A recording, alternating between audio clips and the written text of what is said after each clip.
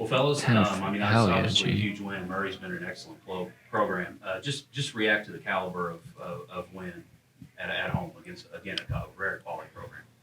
Yeah, it is. It was a heck of a program they have going on. Obviously, we know the tournament run and the season. They beat us last year, and we just stuck to our plan. And I feel like we brought the physicality, and a good result came from it. Yeah, it was. They were tough. We saw it on film. They were very athletic, kind of something we've already seen with the teams that we've played. But yeah, it's something that they got rolling there in the second half with a couple, that run they went on. But we were able to just kind of stay in it, and then kind of blew it open there at the end. So that was good. Kind of hoping you never had to see Rob Perry again. He was obviously a quality player at Stetson. Looks like he's kind of doing his thing in Murray. Yeah, I mean, we talked about the stats before the game. He was somebody that had really struggled against us in the years past of playing us. So we kind of knew that he wanted to go ahead and go off if he could. He's tough. I mean, the shots he takes are shots we don't take in practice, so they're hard to defend once we get out there. But yeah, he's a great player, and obviously, 9 for 18, that's pretty good on his end as well. You guys didn't shoot the ball great from three. However, your guard play had a lot of the scoring. I mean, did you guys emphasize scoring maybe more inside the three-point line a little bit more, because you really did that tonight? It didn't come from behind the arc. No, I don't think that was just an emphasis. I think we kind of stick to what we knew was going to be successful, whether we're hitting shots or not. We kind of realized that them chasing us is an advantage for us, and I think we proved successful with that over a 40-minute game. Garrett, you obviously 3 or 4 from three-point range, but a lot of your points came on drives too. Kind of talk about that, because they had some size and length, but you guys got kind of like out. Yeah, I mean, it's something we saw on film. They struggled with back screens, so when we set them, the middle was wide open because they were so concerned with that. So ripping baseline, maybe ripping middle, they weren't going to help off a whole lot because they were concerned with our cutting. So just kind of seeing the opportunities there and taking them. Our cuts got everybody open. Our movement got everybody open. It's kind of free flowing from there. Yeah, I think our lead got up to maybe 18 there in the second half. Maybe talk about their pressure and how it frazzled you guys some. But then, what were the adjustments you guys made to really answer that with what ended up being a game-changing run? Yeah, it was something we should have done a better job with, staying aggressive. But at the end of the day, in basketball, there's going to be a big run by both teams, and they made their run, and we knew we had a run in us, and it turned out pretty well. How about something changed? Yeah, I mean, handling their pressure. For us, we were just kind of like, it's not something we've seen on film with them, but it's they're athletic, it's capable of doing it. So we were just kind of like trying to adjust to it as they're pressuring us, so it kind of got out of hand there. But once we started to attack, we were like, all right, let's go score instead of trying to get it across half court. That kind of changed a little bit, and then obviously we were able to get movement late in the clock, just doing things that we talked about. The timeout helped us calming down. The under 8, and we were just kind of able to get back to what we were doing earlier. Fellas, just sort of touch on dealing with the injury issues. You got some key guys hurt, Alec. I mean, you were one of them for a while.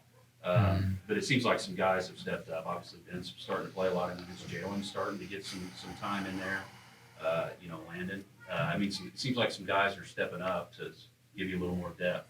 Mm-hmm. That kind of just shows the quality of our program. Like you said, we lost some really key guys with Bash going down, Nick going down, Zach Jennings going down. It just proves the success of our program and kind of the next guy up mentality. It's kind of the cliche answer, but those guys play well with Ben and Jalen getting more minutes, and Landon. They look really good out there. Yeah, I mean, it's something that, like, with Jalen, it's something I've never seen before. Like, to see where he started to where he is now and how he's able to just kind of settle in and help us out. I mean, he had that big bucket in the second half, driving into the feet, finishing it, and then getting to the line as well and hitting both free throws. Like, that's something like a month ago we probably wouldn't say, really. And just the maturity of him to be able to settle in and realize how important he is to us is unbelievable. And then Ben Ben's starting to settle in as well, starting to settle into his role. He's starting to understand, where he can get his shots and stuff. I mean, redshirting, I did it. It's hard. Like, you miss a whole year of not playing against another outside opponent, and for him to just start to settle in a little bit is perfect timing, is what we would say. So, yeah, Coach, if you could just give us some general comments, please. Yeah, I'm incredibly proud of this basketball program. And the leadership from within, the captains, JB, Justin Betts, Garrett Tipton, Alec Freem, the transferring of the scouting report to competition was as good as I've ever seen. It was unbelievable. And that scout, yeah, people say, well, Doug had the scout, but it's everybody. And then that's what teaching's about. And you got to understand, we finished class on Wednesday, a study day on Thursday, started finals on Friday. Now we're in the middle of finals. But Garrett Tipton, Justin Betts, Alec Freem, think of this, Justin Betts, a red shirt, coming off a red shirt. Jalen Fairman coming off a red shirt. Pete Suter, true freshman. I mean, they're learning. But the learning's not just coming from us. It's coming from teammates. And again, that's what a program's about. So incredibly proud. Defensively, to hold them to 37-5 from the field and 22-2 from the field is incredible. I've coached against Rod Perry, oh my gosh, since he was at Stetson and that Player of the Week. I mean, he is a dynamic player that he commands 10 eyeballs and 10 hands at all times.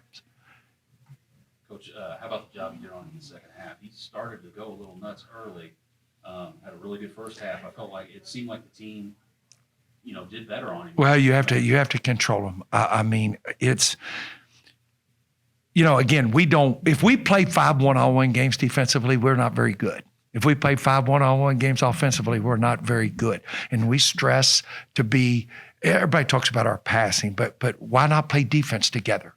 And that's how we teach the game. Coach, they made a pretty good run on you guys. I would say. Very good pressure defense, very good press. How were you guys able to counter that? And what was a game changer? Well, they deserve a lot of credit. I mean, that's what winners do. They were 31-3 last year. That's what winners do. It's a program. And we got on our heels. We didn't attack. You learn from that. You practice it, and you go, the next time that situation, you got to be better. It's going to happen. Coach, the last couple games, certainly different level of opponent, but you guys were really hot from three-point range. You weren't quite as hot tonight, but it seemed like you got to the basket. Your mid-range game was really on. How about that? Well, points in the paint were 32-16. But when we go inside out on our threes, the film doesn't lie. They're much better. I thought our threes tonight were timely. They were early. They staked us to a lead. Late, they helped us hold the lead. Our threes were timely. Yeah, 6 for 22 is not great three-point shooting, but it was very timely. 13 for 13 in the second half speaks for itself from the free throw line. Coach, how about the game that Garrett had? It seemed like he really set a tone early of driving to the basket, and he hit a couple threes early too. But he was 25 points, 7 rebounds, 2 assists. 1 steal. He played 36 minutes. He's the consummate leader by example. When I say he's a professional, he goes about everything he does as a student, as a teammate, as a student of the game. He goes about it as a very, very mature, professional manner. He really does. Why is that so important? Because the younger ones then look up to him and they aspire to be JB and to Garrett Tipton and Alec Freem. Again, that's a program. Coach, sort of along the lines of that, Garrett had all kinds of praise for Jalen Fairman. He said maybe in the last month, he's made leaps and bounds. He had a huge basket for you in the second half, gave you some quality minutes. How about his development? Well, he's taken the challenge head on to do what you're taught. And it's hard. But that's what teaching's all about. As a teacher, when you see that, and when he went in and made that great stop and then off 2 feet and made the finish, as a teacher, that's an emotional paycheck. Those aren't in no bank. You're just so proud of him. And now, success breeds success. You get him back in that gym, and you keep highlighting, doing what you're taught, and let's clean up doing what we don't teach. But it takes willing learners. That's what teaching's all about. Like you touched on it, they're Murray State's extremely athletic. You only got out rebounded Yeah. by 2. I mean, how about that effort? And, you've got your guards rebound the heck out of it. Well, we have to gang rebound. Everybody has to rebound. Justin Betts, I'm going to say this. Justin Betts, that may be as good a game as he's ever played in a Bellarmine uniform in terms of leadership, doing what he's taught to do, and commanding the respect of his teammates. That may be the best game he's ever played in his 13 years at Bellarmine. He hadn't really been here 13 years, but it seems like it. He was incredible. Maybe the best game he's ever played here. Coach, anything more you want No. to add? Thanks to everybody. Hey, let's next Saturday. It's Miami, Ohio. There's 900 Miami, Ohio alumnus in this town. Let's $5 tickets. Let's come support these guys. Trust me, from me, they appreciate it. It's nothing to do with Scott Davenport. It has to do with those players and this program. Thank y'all. Thank you, Coach.